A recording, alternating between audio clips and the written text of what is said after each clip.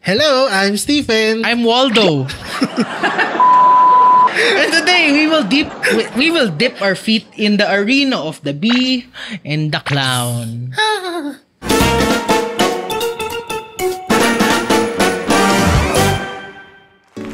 Ding ding ding ding ding ding ding ding. Nandito na naman tayo po ulit sa kwarto na ito para magkumpara ng bubuyog at payaso. Hindi naman literal.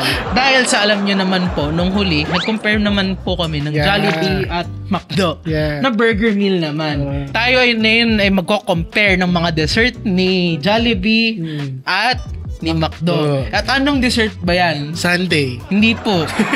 Yung swirly. Swirly bit. Wow! So old school.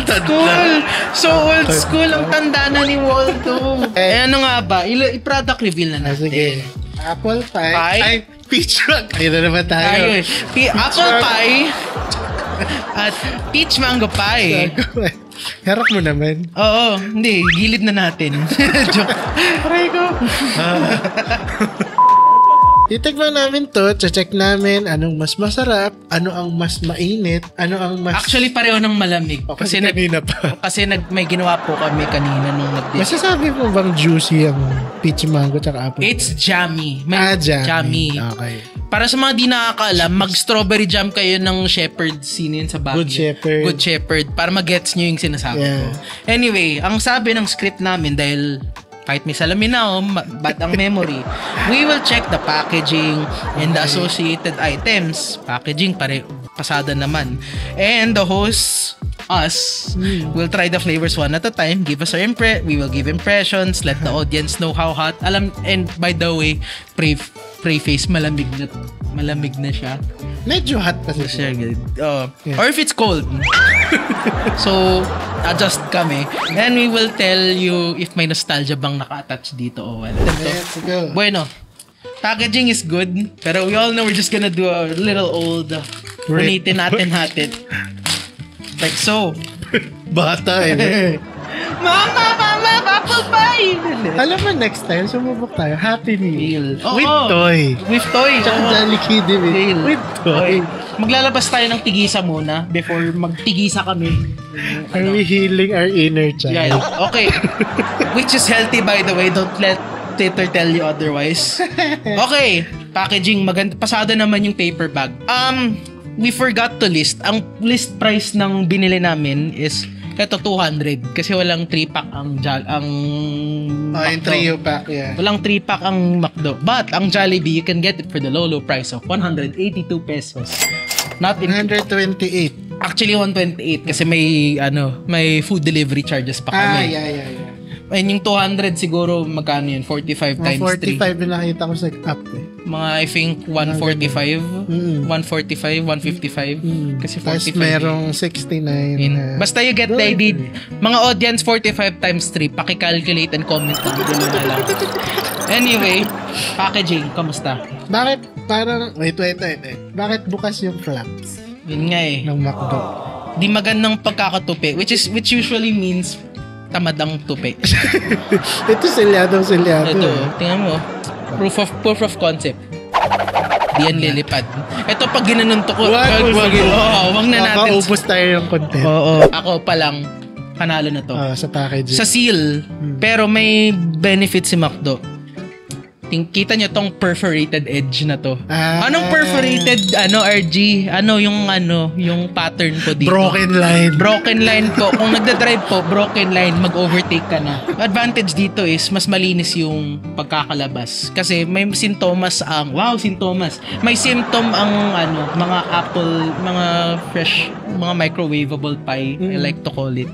Is pag ininit mo to, may tendency sila mag-bleed ng, mag-bleed ng filling. Kasi puputok yung pastry pag ininit.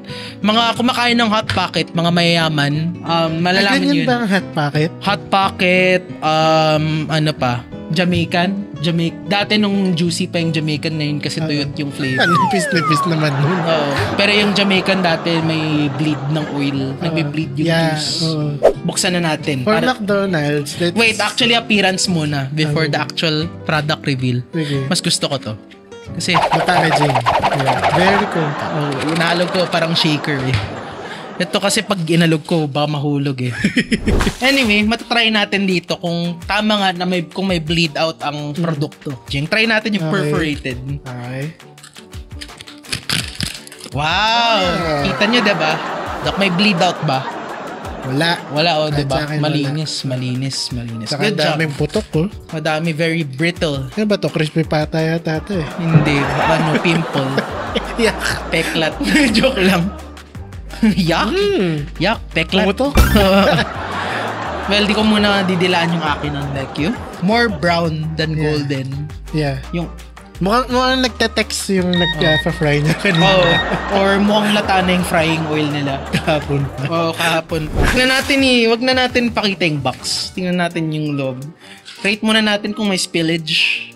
Kung nag-block na ba ang Suez Canal dito. Wala. Hindi, ganun natin for context. Wala. Wala. Pero wala naman. Kita, malinis nga. Yeah, malinis talaga. Pero okay, comment na natin yung product. It's brown. Golden brown. Sa akin, light. Layo mo pa nun sa ilaw. Okay. Kasi light. Oo. Kumpara natin side to side, tingnan natin. Use mine for reference. Alam mo yung McDo, maraming bubbles. Ito pumatok na yung bubble ng... Kung magiging lore accurate tayo kasi, yung mga American na homemade pie, may tendency silang mas brown than golden brown. Pero textured sila. Bawing-bawi sa texture. Although to be fair, yung partial brownness nito comes from the fact na may asukal yung filling. And natatabo na ng nahahawa sa burn yung mismong pastry. Adjust na ako sa'yo. Jollibee muna kami. Cheers. Ding!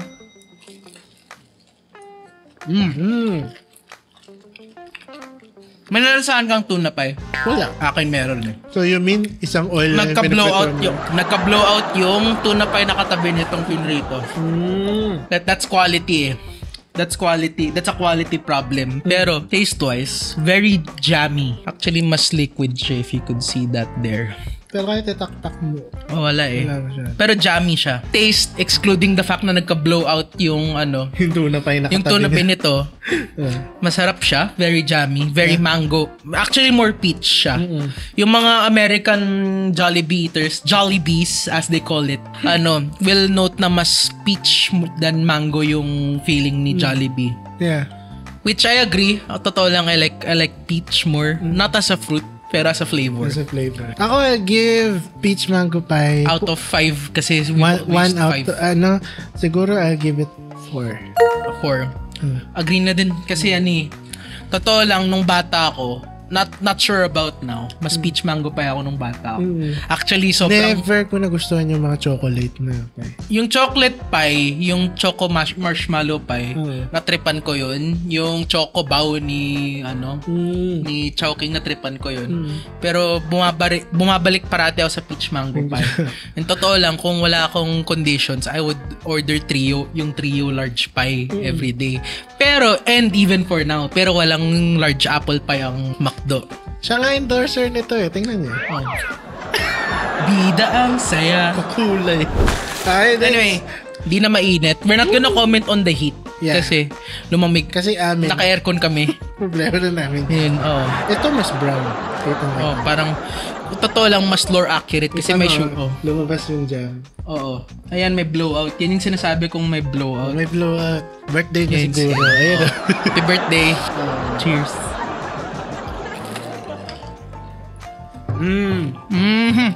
Alam mo yung pagkakagat mo ng apple pie? Alam mo yung itsura ng loob ng McDo? Alam mo yung pag dinilaan mo yung dating upuan ng McDo? Ba't na nagdidilaan? Hindi mo naman literal na didilaan, pero hypothetically, pag dinilaan mo yun, na-imagine mo na yung lasa ng apple pie. Kaya amoy. Oo. Tapos minarinig ka ng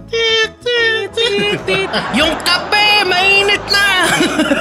Hindi, generally, masasabi ko yung dalawa. Parang it's something, it's nice to go back lang. To. Oo. Malapit. Walang masyadong difference. It's a 3.5 for me. Ako, for both of McDo and Jollibee, I'll give it 4. Hindi, generally 4. Pero yung apple pie sa akin sa 3.5. Kasi mas matubig yung feeling niya eh. You can tell kasi nag-bleed, nag-blow out yung mga pie natin. Tsaka gumanon na nga eh. Dati mataba yun. Mataba yun, oo. Ngayon, yung tuna pie ng Jollibee na yun yung apple pie dati. Although, wait.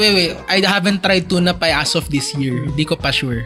Last year ko siya na-try. Tsaka walang small dati na ganito. Talaga lahat ganun. Oo. Pero yung peach mango pie, it's always been this small. Pero hindi siya ganun kasiksik. Hindi. Malaki din. Yung may large talaga. Hindi, original size niya malaki talaga. Hindi ganyan kalaki. Ganun kalaki. Yung large, binalik lang nila ngayon. I'm getting old. You're young. I'm old. Hindi, I'm getting old kasi hindi ko na maalala. Everything was bigger to me. Pero talaga nito malaki. Kasi yung pagkaalala ko, mas malaki to dati. This is healing our inner child, although nahil lang ako sa totoo lang kung wala sa script kung merong menu lang ang McDo na large apple pie, nilarge na namin yun at nag-heal na talaga ang inner child ko, pero unfortunately may bruises pa rin. Wala yung carton na yung large. Anyway, that's it for our episode. I've been Waldo. And I'm Stephen, and we'll see you again next time. Ingat! Bye! Alam si Waldo ka. Hindi. John Lloyd. Hindi John Lloyd. John Lloyd Waldo. John Lloyd Waldo.